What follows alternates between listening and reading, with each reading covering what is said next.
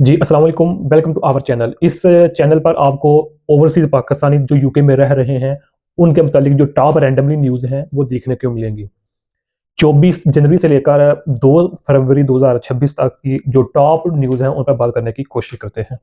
पहली न्यूज़ है शहज़ाद अकबर और राजा आदिल के मुतालिक। हम जानते हैं कि शहज़ाद अकबर साहब का पीटीआई रहनुमा हैं, रह चुके हैं और आदिल राजा भी।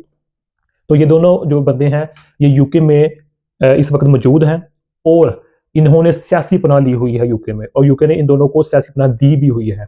लेकिन इसके बावजूद भी इन पर हमले हो रहे हैं, क्योंकि ये दोनों एंटी एस्टैब्लिशमेंट हैं, फ़ौज या मुला हमारे पाकिस्तान के खिलाफ अक्सर बातें करते रहते हैं ये दोनों बंदे, तो इन पर हमले होते रहते हैं।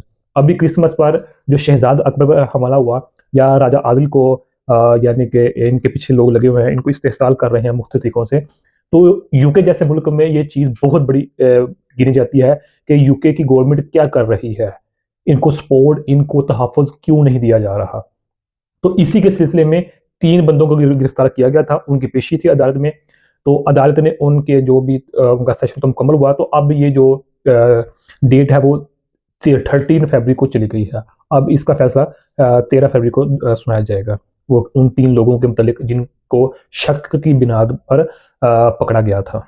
नेक्स्ट न्यूज़ है कि जैसे कि हम जानते हैं कि यूके ने अपने जो इमिग्रेशन लॉज़ हैं उनको चेंज किया है।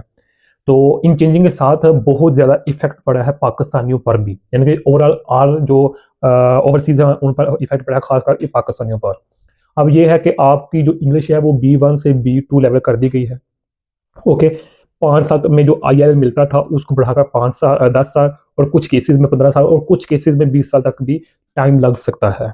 और थर्ड वन ये है कि अब आपको कम से कम 12,500 पाउंड सालाना जो आमदनी है वो शो करना पड़ेगी हुकूमत को, और इसके साथ किसी भी किस्म का लोन यानी कर्जा आप पर नहीं होना चाहिए, ये भी आपने गवर्नमेंट को शो करवाना पड़ेगा। देन है कि आपको जब आप ये कंडीशन पूरी करते जाएंगे तो देन हो सकता है 5 से 10 सालों के दौरान आपका वो जो है ना ILR मिल जाएंगे, जो सेटलमेंट है वो आपको ईजिली मिल जाए। नेक्स्ट न्यूज़ है कि FIA ने, यानी कि जो पाकिस्तानी इदारा है, इसने एक वाज़िया ऐलान कर दिया है कि जो ये फेक न्यूज़ सोशल मीडिया पर चल रही हैं कि FI की जानब से एक और न्यूज़ आ गई है कि आपको अब एडिशनल डॉक्यूमेंट दिखाना पड़ेंगे बाहर जाने के लिए, आप वर्क विज़िट के लिए जा रही हैं, स्टडी विज़िट के लिए जा रहे हैं या व्हाटएवर जो भी है। लेकिन FIA ने ये बाकायदा तौर पर ऐलान कर दिया है कि इस तरह का कोई भी हमारी तरफ से ऐलान नहीं हुआ एडिशनल डॉक्यूमेंट का या कोई एफिडेविट चीज़ों का।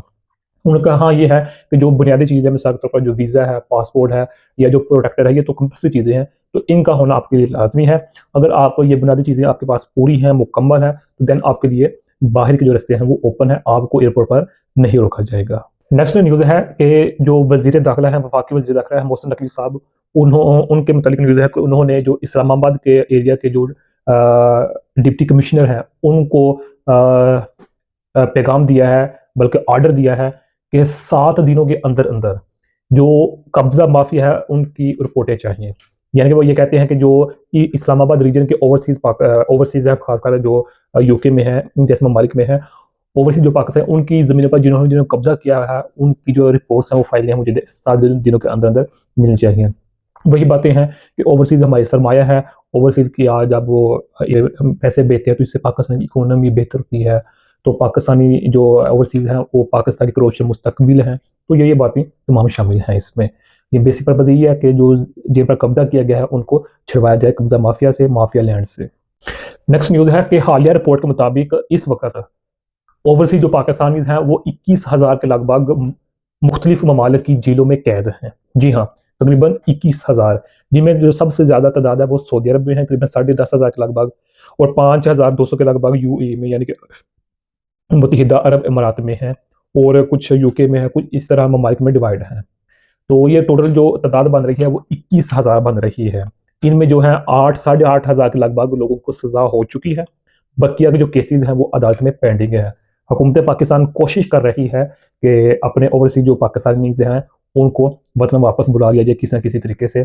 इनमें वो लोग शामिल हैं जो किसी गैंग के साथ शामिल थे, चोरी वारदात में शामिल है, या फिर किसी के रेप केसेस में है, या कि कोई भी इलीगल एक्टिविटी में शामिल है, इसमें वो तमाम के तमाम लोग शामिल हैं।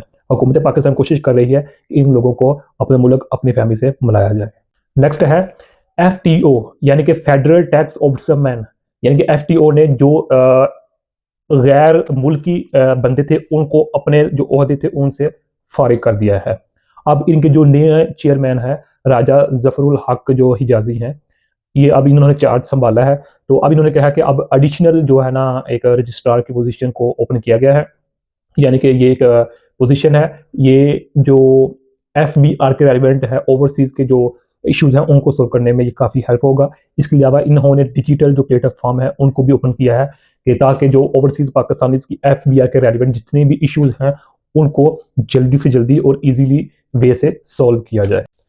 नेक्स्ट न्यूज़ है NCCIA यानी कि national cyber crime investigation agency NCCI ने जो बरतानवी हाई कमिश्नर है उनके साथ मिलकर एक टूल बनाया है, AI टूल, जिसकी मदद से जो छोटे बच्चे हैं वो अपने आप को महफूज सेव कर सकते हैं। यानी कि जो ये AI टूल है कैटालिस्ट है, इसके थ्रू जो छोटे बच्चे हैं वो अपने आप को सेव कर सकते हैं। जैसा कि हम जानते हैं कि जो यूरोप में खासकर ये चीज़ें हैं उनमें यानी कि ओवरसीज भी ज़्यादा शामिल होते हैं, तो वो बच्चों का इस्तेहसाल करते हैं। बच्चों को आप सब बेहतर जानते हैं कि उनके जहनों को चेंज करते हैं, फिर उनको फिजिकल रेशम में लाने की कोशिश करते हैं। तो अब इन चीज़ों से बचने के लिए जो है ना अब बरतानवी हाई कमिश्नर और पाकिस्तान के NCCI के दरमियान के ताउन से एक AI टूल बनाया गया जिसका नाम है कैटालिस्ट। इसके थ्रू जो बच्चे हैं वो अपने आप को सेव कंसिडर कर सकते हैं। न्यूज़ है अमेरिका यानी कि US और UK यानी कि बरतानिया और इसके अलावा सऊदी अरब ने पाकिस्तान की हमायत का ऐलान किया। यानी हम जानते हैं कि ये बलूचिस्तान में ये हालिया वाक़या हुआ है, तो पाकिस्तान ने दहशतगर्दों को यानी कि हलाक कर दिया गया।